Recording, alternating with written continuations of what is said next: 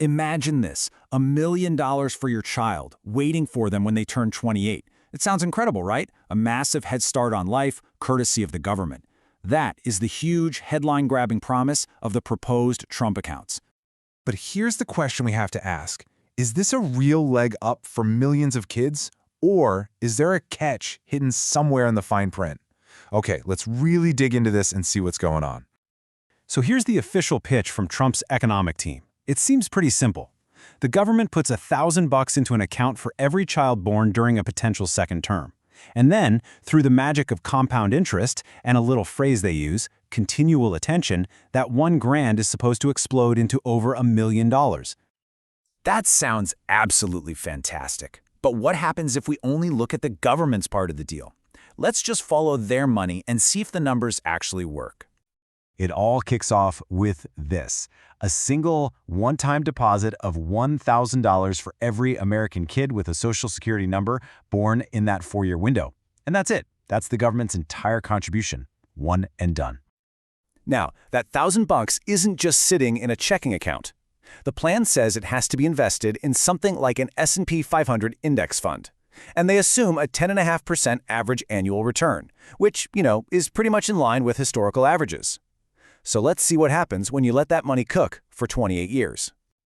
And the final number is about $17,000.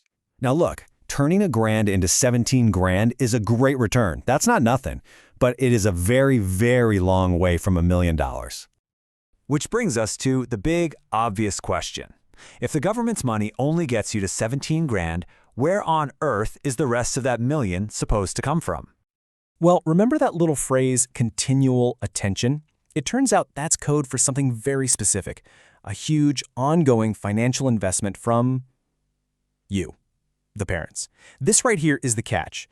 See, to hit that $1 million mark, parents are expected to kick in up to $5,000 just in the first year. And it doesn't end there. That amount you can contribute is set to go up by 2% every single year for 28 years straight. And when you add it all up, you get the real price tag. To make this plan work as advertised, parents would have to pour in a total of over $216,000 of their own money. That $1 million promise for your kid comes with a $200,000 plus bill for you. Okay, but let's just say you can't afford that. Let's say you've got the cash.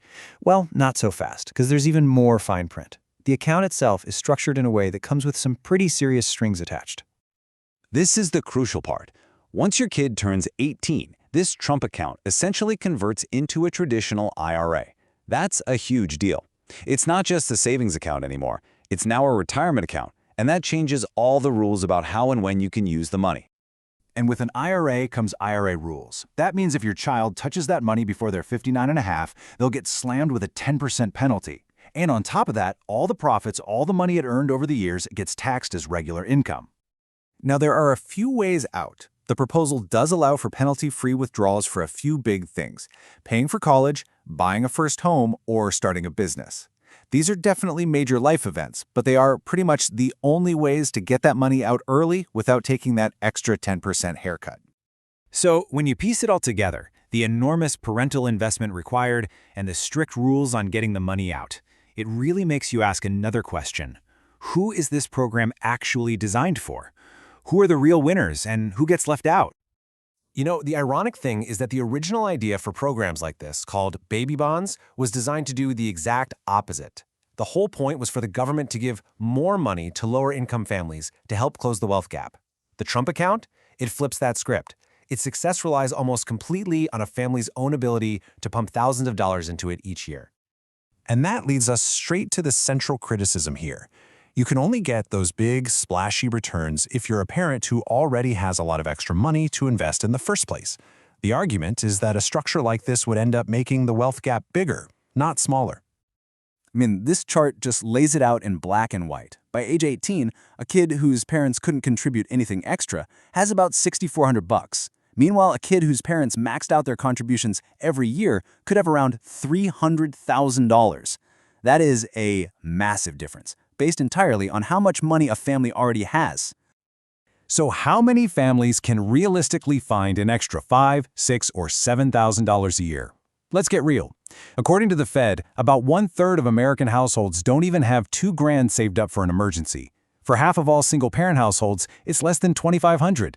The idea of contributing $5,000 a year is it's a non-starter for a huge slice of the country. So in the end, you have to ask yourself, is this proposal really about jumpstarting the American dream for everybody? Or, as some critics are saying, is it more about creating a complex investment tool that mainly benefits people who are already well off, while also creating a political talking point, a named section of the tax code? That's the question worth chewing on.